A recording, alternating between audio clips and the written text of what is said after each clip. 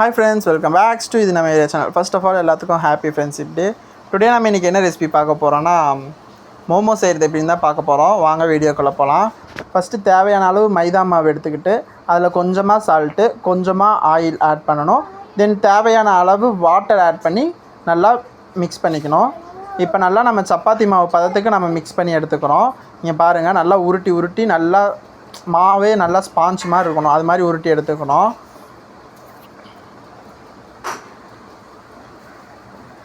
பாருங்கள், மாவு வந்து இப்போ இந்த கன்சிஸ்டன்ஸ்க்கு இருக்கணும்.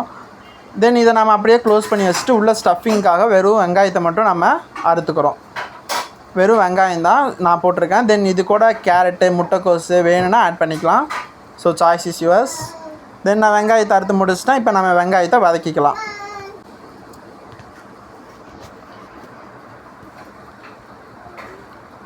ஒரு வடைச்சட்டியில் தேவையான அளவு எண்ணெய் ஆட் பண்ணிவிட்டு இது கூட நம்ம வெங்காயத்தை ஆட் பண்ணி கருவேப்பிலை கொஞ்சமாக ஆட் பண்ணி வதக்கி விட்டுக்கலாம்.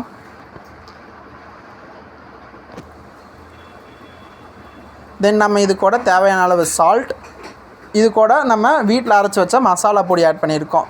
இதில் வந்துட்டு நீங்கள் கறி மசாலா தூள் சிக்கன் மசாலா வேணும்னா ஆட் பண்ணிக்கலாம். தென் பாருங்கள், நல்லா வதக்கியாச்சு. தென் நம்ம உருட்டி வச்ச மாவை நல்லா தேய்ச்சி தின் லேயராகவும் இல்லாமல் திக் லேயராகவும் இல்லாமல் ஒரு மீடியமாக ஒரு லேயர் சைஸில் கொண்டு வந்து அதை சின்ன சின்ன ரவுண்ட்ஸாக நம்ம கட் பண்ணணும். இப்போ பாருங்கள், நான் காட்டுறேன். ஃபஸ்ட்டு மாவை நல்லா நம்ம தேய்ச்சிப்போம்.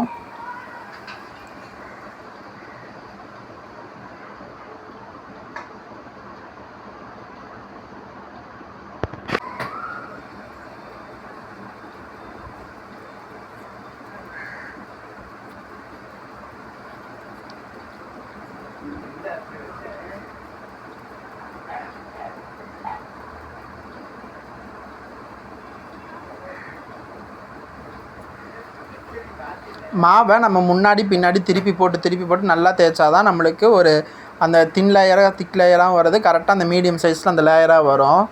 ஒரே சைடு தேய்ச்சிட்டு இருந்தோம்னா அடியில் வந்து சாஃப்டாகவும் மேலே ரஃப்பாகவும் ஆகும்.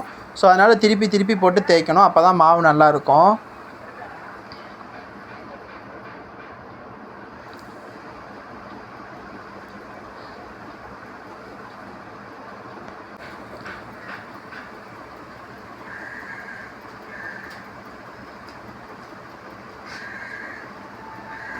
தென் மாவு நல்லா ஊற்றி எடுத்துகிட்டு அது நல்லா தொடச்சி எடுத்துக்கலாம்.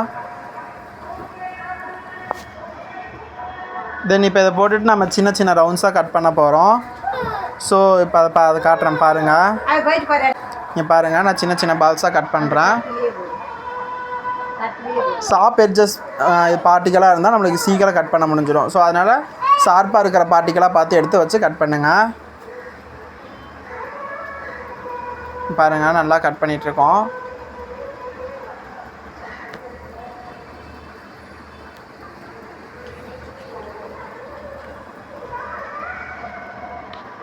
இப்போ எல்லாமே கட் பண்ணி முடிச்சாச்சு. இப்போ அதில் இருக்கிற எக்ஸ்ட்ரா மாவெல்லாம் நான் எடுக்கிறேன் பாருங்கள்.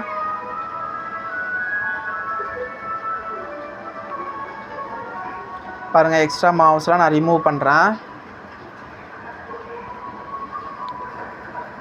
தென் இதில் நம்ம செஞ்சு வச்ச ஸ்டஃபிங்ஸை உள்ளே வச்சு நம்ம க்ளோஸ் பண்ணுறோம். அதையும் காட்டியிருக்கேன் பாருங்கள்.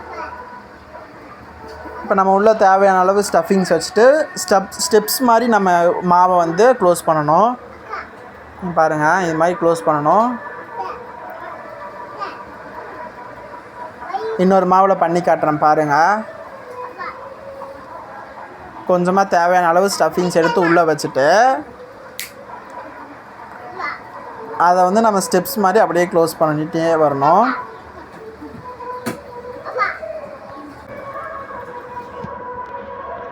பாருங்கள், எல்லாமே க்ளோஸ் பண்ணணும். இதே மாதிரி எல்லா மாவுலேயும் பண்ணி முடிச்சாச்சு பாருங்கள். தென் இதை வந்து நம்ம இட்லி பானையில் வச்சுட்டு அந்த ஆவியில் மட்டும் நம்ம வச்சு வேக வைக்கணும். எல்லாத்தையும் வச்சு முடிச்சுட்டு காட்டுறேன்.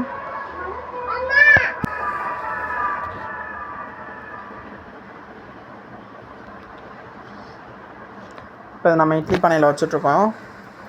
எல்லா மாவும் இட்லி பானையில் வச்சுட்டு க்ளோஸ் பண்ணி வச்சிடணும். இது அப்படியே நம்ம ஒரு 20 to 25 மினிட்ஸ் அப்படியே நம்ம வேக வச்சா நம்மளுக்கு மோமோஸ் ரெடி ஆகிடும்.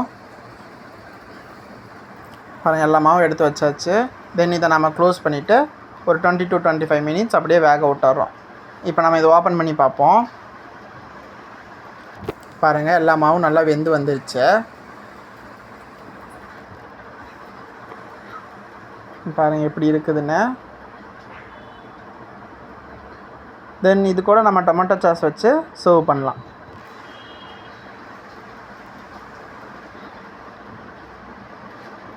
நம்ம வீடியோஸ் உங்களுக்கு பிடிச்சிருந்துச்சுன்னா நம்ம சேனலை லைக் அண்ட் சப்ஸ்கிரைப் பண்ண மறந்துடாதீங்க. தென் ட்ரை இட் யுவர் ஹோம்.